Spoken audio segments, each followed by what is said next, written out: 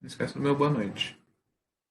Bom, boa noite, professores, boa noite, Débora, boa noite, João. A gente vai apresentar agora o trabalho de PDS e eletrônica aplicada. O grupo é eu e o Eric. Boa noite, professor. Boa noite, professora. Bom, a gente definiu como projeto um filtro passa-baixa. Tá?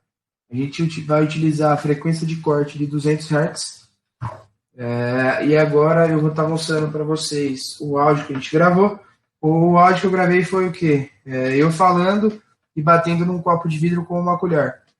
E batendo no copo de vidro teve umas frequências agudas e bem acima de 200 Hz. Então deu para ficar legal. Eu vou mostrar aqui agora para vocês o áudio original que a gente gravou. Agora gravar o áudio aqui da aula de PDS para testar o filtro passa-baixa. Agora estou fazendo um barulho e estou falando ao mesmo tempo e vou testar o filtro passa-baixa. Esse foi o áudio original, como comentei. Agora eu vou estar mostrando o áudio que a gente passou no MATLAB. Tá? Agora gravar o áudio da PDS para testar o filtro passa-baixa.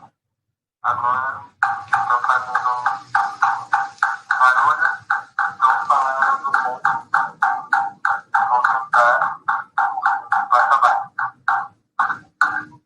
A gente consegue observar, né, já que ele teve corte, né, das frequências agudas. E agora a gente vai estar explicando para vocês um pouco mais sobre o filtro que a gente fez na parte analógica e na parte digital. O Eric vai falar da parte analógica e depois eu vou tomar conta da digital. Bom, aqui a gente tem um esquema elétrico que a gente desenvolveu, onde a gente pode notar com um circuito de segunda ordem por conta de ter dois resistores na sua entrada e dois capacitores também. A gente tem o R3 e o C3 aqui, que a gente simulou como se fosse uma carga, né? E o amplificador, a fonte em 1 kHz. E aqui a gente vai ter a resposta do sistema em frequência através desse gráfico, onde a gente pode ver aqui pelo cursor 2 que ele está com a frequência de 200 Hz, que a gente colocou para ser o corte, em 3 dB por definição. O que seria? Aqui a gente tem uma linha de referência onde ela está em zero. Então, se o gráfico der um pico aqui, ele não vai pegar 3 dB abaixo desse pico, e sim da referência, para a gente conseguir pegar o corte certinho, tabelado nesses 3 dB e 200 Hz. E o cursor 1, que é o cursor que inicia, ele vai estar em 1000. Bom, a gente tem aqui então o cursor 1 e o cursor 2, onde o cursor 1 nosso é o ponto de referência, que está em 1 Hz e a atenuação está praticamente zerada, ou seja, todos os sinais estão sendo passados, não está tendo filtragem de nada. E aqui no C2 é o filtro, onde ele filtra em 200 Hz, então a partir de, só vai passar frequências abaixo de 200 Hz. A gente pode ver aqui que deu 201,19 Hz por conta do circuito elétrico que a gente não conseguiu dimensionar. Não dá para fazer preciso, porque a gente tem que colocar o capacitor, o resistor, dimensionar tudo certinho, e até mesmo o gráfico, para a gente puxar aqui de um lado por outro, por ser em frequência, a gente não consegue ter uma precisão aqui para selecionar o ponto que vai dar os 200 Hz e os 3 dB certinho. Esses 3 dBs aqui são por definição, onde a gente tem o pico, que pode ocorrer, e se ele fosse pegar 3 dB com base no ponto máximo dele, ele poderia pegar 3 dB aqui em cima, e não dar os 200 Hz que a gente quer. Então ele vai pegar 3 dB abaixo do ponto de referência zero dele, que a gente já estipulou aqui pelo C1. E agora a gente vai passar para o digital, onde o Jô vai dar continuidade. Bom, aí a gente só vai apresentar a nossa linha de código do MATLAB, né? Como eu comentei, a gente fez com 200 Hz. Aí a gente definiu a frequência que a gente queria de corte. E no MATLAB a gente usou uma função que ela grava o microfone do computador. Então, o áudio que eu mostrei no começo, a gente gravou ele por essa função no MATLAB, depois imputou ele e fez toda a transformada do sinal, né? E desse áudio. Então, aí é só demonstrando a linha de código, né? Aí agora eu vou falar um pouco. Esse é o gráfico do domínio do tempo do áudio original, foi o primeiro que eu mostrei. É bem simples, é um gráfico de amplitude e função do tempo. E o próximo gráfico é ele filtrado já. Mesma coisa em domínio do tempo. Mas o que vai importar para a gente mesmo é o de corte da frequência, né? Esse gráfico é original, a gente consegue ver pico em 5 kHz, em 2 kHz, só que não vai importar para a gente porque os sinais vão ser todos filtrados. Né? Passou de 200 Hz vai ser filtrado, conforme a gente está mostrando aí agora para vocês. Passou, ele já vai cortar. Então, todos os sinais abaixo de 200 Hz ele vai liberar, vai deixar passar, vai deixar tocar, que foi no caso que a gente ouviu do áudio, e acima de 200 Hz ele vai bloquear e não vai deixar essa passagem. Agora eu vou fazer uma visão panorâmica sobre comparar, né, filtro analógico e o filtro digital. Eu vou falar primeiro ponto, velocidade de processamento.